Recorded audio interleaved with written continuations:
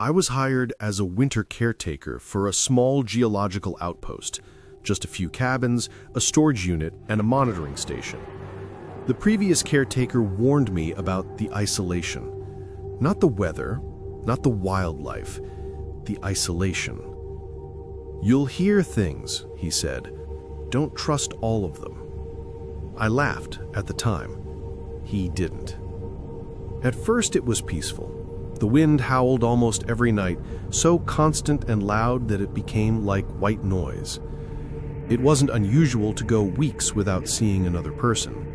My only connection to the world was a satellite phone in the main cabin, which barely worked unless the sky was perfectly clear.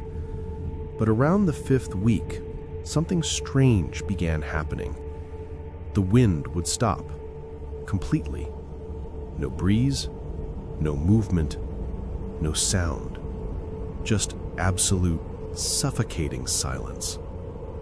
I'd step outside, expecting a blizzard, but the world would be still, like the snow itself was holding its breath.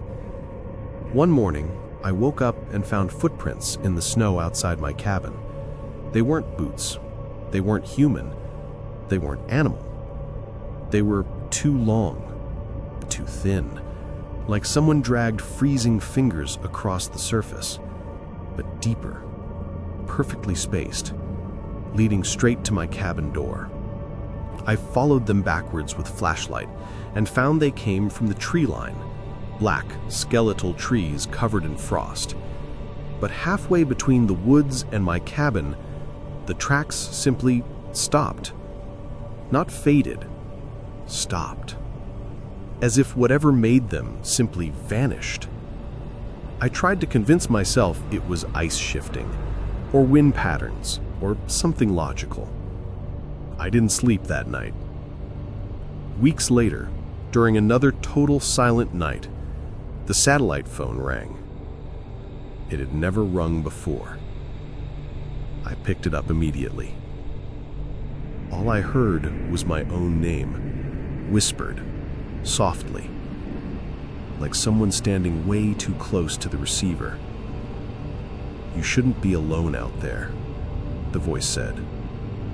The line clicked dead. I checked the call log. 0 incoming calls.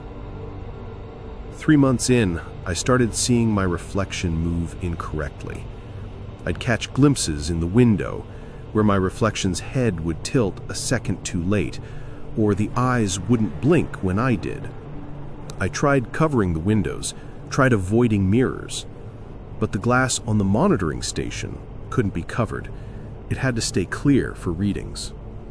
One night, while checking equipment, I looked into that large glass panel and saw something I still wish I could forget.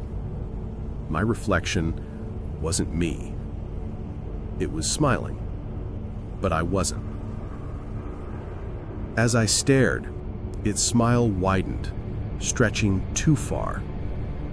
And then, very slowly, its finger lifted, pointing over my shoulder.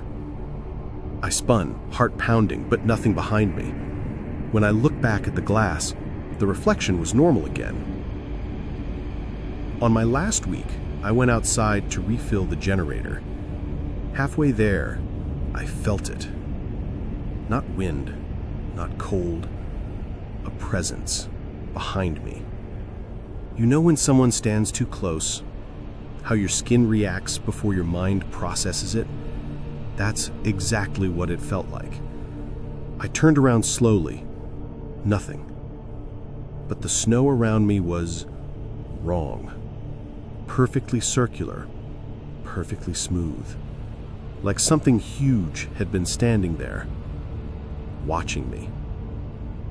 I couldn't breathe. I couldn't move.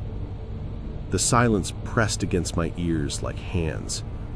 That was when the trees started whispering.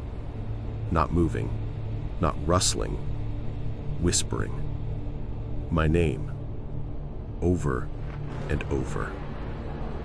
I ran back to the cabin so fast I slipped twice. That night I locked the doors, stuffed towels under the cracks, and sat with my back to the wall until dawn. I left the next morning and never went back. A month after returning home, I unpacked the last of my bags and found something that didn't belong there. A strip of frozen snow, perfectly circular, perfectly smooth, like the place it stood. Still cold, still watching.